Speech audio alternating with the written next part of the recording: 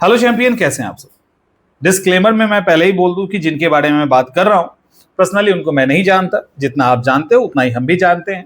Social media में आजकल चर्चा में है अपनी एक गलत स्टेटमेंट के कारण, और उसके कारण उन्होंने माफी भी मांगी है। तो वही वीडियो मेरे पास बच्चों ने भेजा भी है, तो हमने उसको देखा।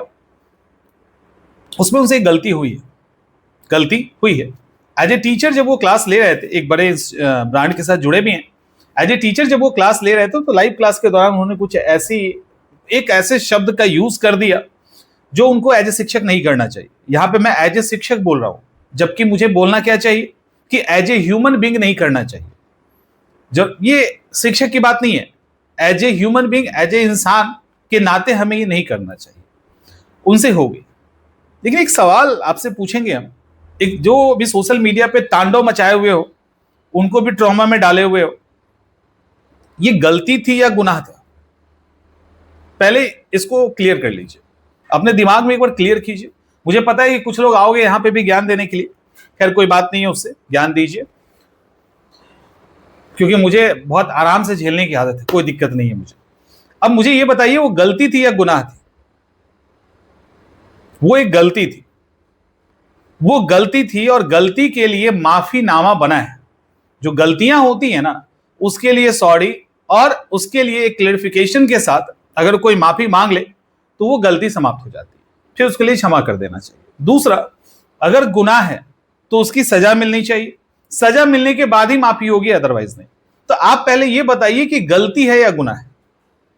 ऑब्वियसली ये गलती है, ये गुनाह नहीं है। उनसे गलती क्या हुई? एक गलती ये हुई कि जब उन्होंने इस शब्द का प्रयोग किया, उसी समय उनको ये क्लियर कर देना चाहिए था कि इसको अन्यथा तरीके से ना लें।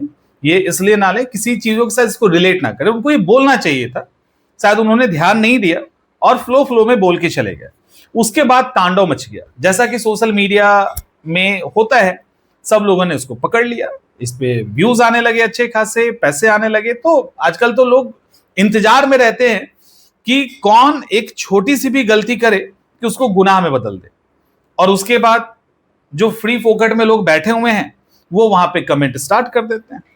कमाल की बात यह है कि जो उनके इस काम का विरोध कर रहे हैं, समझिए कमाल की बात यह है कि ऐसे ऐसे लोग जो कमेंट कर रहे हैं, उसमें बच्चे भी हो सकते हैं, कोई भी हो सकता है, जो कमेंट करके ये बोल रहे हैं कि तुम गलत हो, उनमें से अधिकांश तो खुद गाली दे के कमेंट कर रहे हैं। लेकिन हमने उस पर कभी नहीं सोचा ना, वो खुद गाली दे के कमेंट कर रहे हैं। सोचो कितने समझदार हैं। एक गाली जो जाति सूचक था वो आपको बहुत बुरा लगा, एक गाली जो जाति सूचक था वो बहुत बुरा लगा, और आप में से अधिकांश जो नहीं देते, अधिकांश जो दिन भर लिंग सूचक, रिश्ते सूचक गाली देते हैं।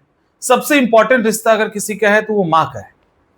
मां को लेकर, बहन को लेकर जो दिन भर गालियां देते रहते हो, हंसी मजाक में, कभी चाय और सिगरेट पे बैठे हुए हैं, वहीं पे गाली के साथ एक दूसरे से बात कर रहे हैं, कभी लड़ाई झगड़े में बात कर रहे हैं, क्या ये सही है? जाति सूचक एक ऐसा डेरोगेटरी शब्द का यूज उस टीचर ने किया तो सब लोग उठ खड़े हुए, और कुछ लोग तो गालियों के साथ उठ खड़े हुए। कुछ लोगों ने तो गालियों के साथ समझाने की कोशिश की।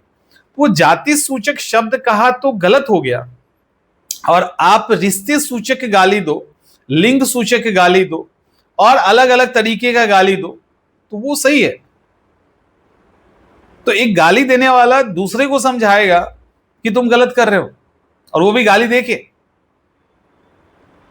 तो हम ये मान के चलते हैं कि सोशल मीडिया पे बहुत सारे ऐसे हैं जिनका यही काम है दिन भर करने का, लेकिन कुछ महानुभाव लोग हैं जो अच्छी अच्छी बातें कहते हैं। उन्होंने भी उस टीचर को रगड़ दिया। बिल्कुल नहीं, उस टीचर ने गलती की थी, गुनाह नहीं, और गलती के लिए माफी उन्होंने मान लिया है।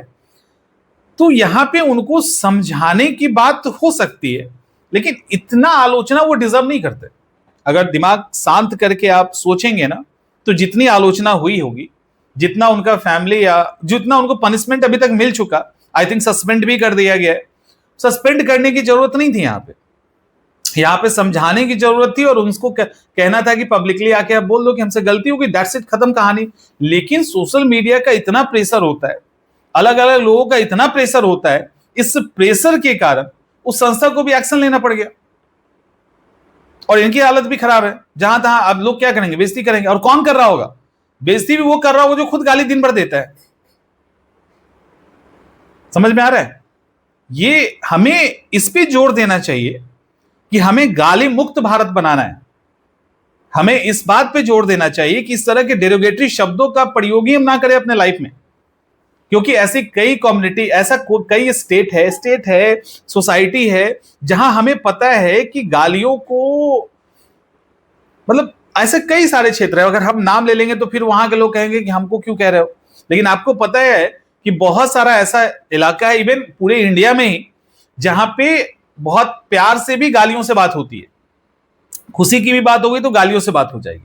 लेकिन जिस एज ए टीचर जिस जगह पे आप हो, तो आपको ये मेंटेन करना पड़ेगा कि इस तरह के शब्द आपके मुंह से नहीं निकले। लेकिन इसका मतलब ये नहीं होता कि हमारा इरादा बुरा होता है। कई बार आप देखोगे कई शिक्षक हैं जो कलर पे बोल देंगे, अरे तुम तो करिया है, तुम तो गोरा है, ठीक है, लड़कियों पे कमेंट करते। इसका मतलब ये थोड़ी होता है कि वो अपने स्टूडेंट से प्यार नहीं करते, उनका कोई बैड इंटेंशन है। नहीं, क्लास होता है, क्लास में हंसी मस्ती मजाक में कुछ चीजें निकल जाती है फ्लो में, तो वो जस्ट वैसे ही है जैसे कि हम और अपने कुछ लोग बैठे हैं और वहां पर्सनल बातें कर रहे हैं। आप सोचिए, जब हम लोग पर्सनल बातें कर रहे होते हैं तो क्या क्या नहीं बोलते, क्या यही बात किसी के सामने बोलेंगे? नहीं बोलेंगे ना।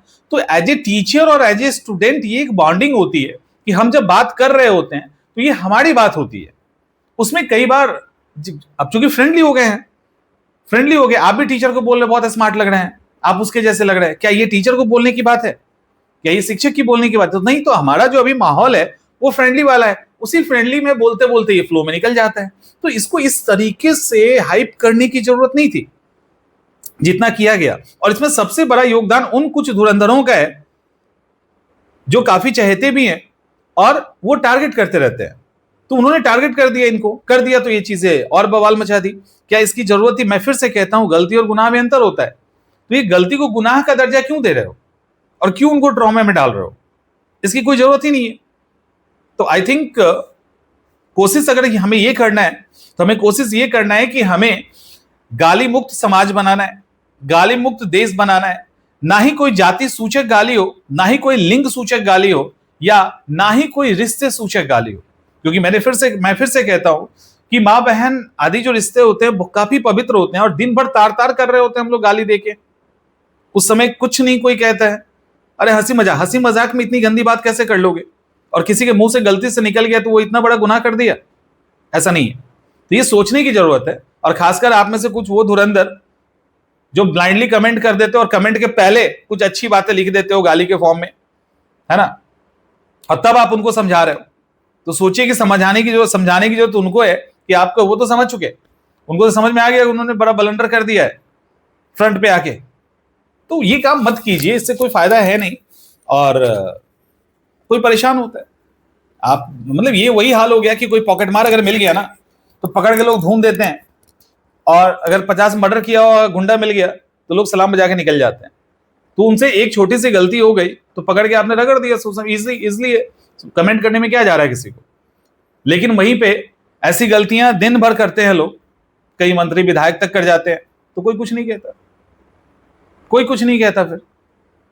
तो इसलिए ये काम मत करो। दिन भर तो पुलिस वाले गाली देते रहते हैं, वीडियो वायरल होता रहता है और लोगों का वायरल होता रहता है, और इनका वायरल हो गया तो सबने पकड़ लिया इनको, क्योंकि सॉफ्ट टारगेट सब खोजता है।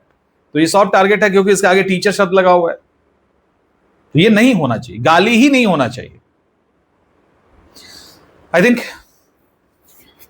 काफी है। मिलते हैं हम लोग नेक्स्ट सेशन में।